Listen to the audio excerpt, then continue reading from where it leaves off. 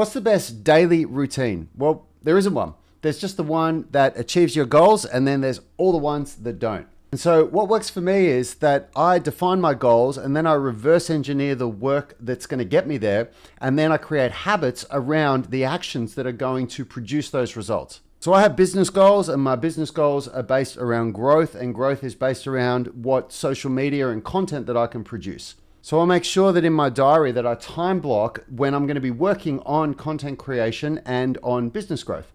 Now for me, I have a wife and son, and so what works really well for me is that if I get up at 5 a.m. and I can get 2 hours of really focused work done first thing in the morning. And then I have my health and fitness goals, and I know that if I exercise for X amount of time and I follow this program, that I'm going to achieve that result. And so then it's all built around the habits that I create, because I know that habits are going to lead to success.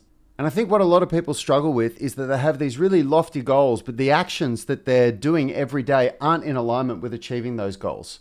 And so looking for the best daily routine, like the best morning routine, I don't think that's conducive with what is actually going to produce the results that you want.